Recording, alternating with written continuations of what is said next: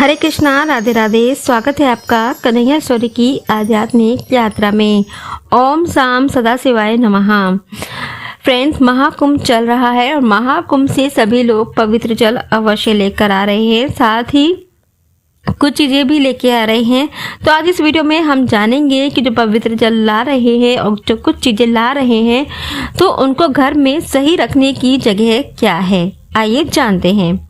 मान्यता है कि महाकुंभ से लाया जल न केवल पवित्र होता है बल्कि उसमें अमृत घुला हुआ होता है।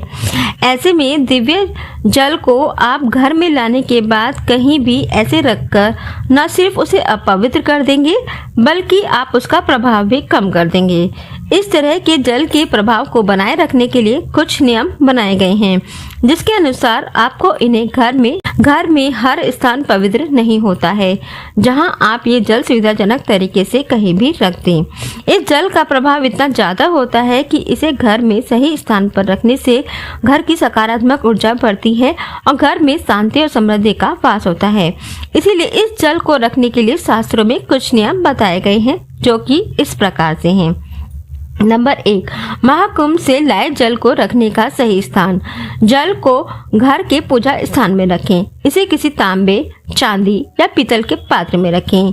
यदि घर में पहले से गंगा जल है तो महाकुंभ का जल उसी पात्र में मिलाकर रखें। इसे हमेशा ढककर रखें ताकि उसकी पवित्रता बनी रहे। जल को घर के उस स्थान पर रखें जहां सकारात्मक ऊर्जा हो और सफाई का विशेष ध्यान रखा जाता हो। इसके अलावा इस जल को घर के उत्तर या पूर्वी दिशा में रखा जा सकता है। इसे कभी भी बाथरूम या अशुद्ध स्थानों के पास ना रखें।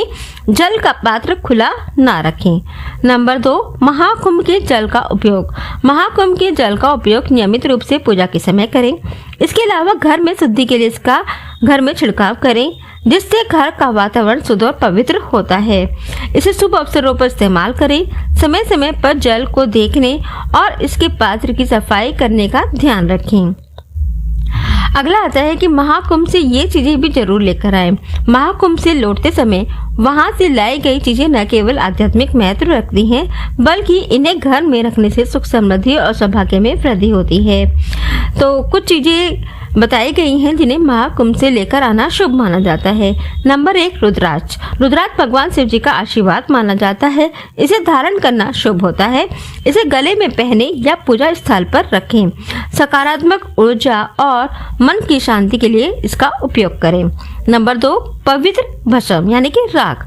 महाकुंभ में यज्ञ और हवन के बाद बची भस्म को पवित्र माना जाता है। इसे माथे पर तिलक के रूप में लगाएं। घर के पूजा स्थल में रखें इसको। इससे बुरी नजर और नकारात्मक ऊर्जा का प्रभाव खत्म होता है। नंबर 3, दिव्य मिट्टी। महाकुंभ में अमृत की कुछ बूंदें गिरी थी। ऐसे में त्रिवेणी संगम के घाट की दिव्य मिट्टी अवश्य घर लेकर आए। उस मिट्टी के प्रयोग से ग्रह दोष मिटता है। इस मिट्टी को पूजा स्थान या तुलसी के पास रखें। घर की शुद्धि के लिए इसको उपयोग में लाएं। नंबर 4, धार्मिक ग्रंथ या पुस्तकें। कुंभ मेले में कई आध्यात्मिक पुस्तकें मिलती हैं। इनका अध्ययन करने से जीवन में सकारात्मक बदलाव आते हैं। इन्हें घर के पूजा स्थल में रखें। अगला नंबर आता है शिवलिंग।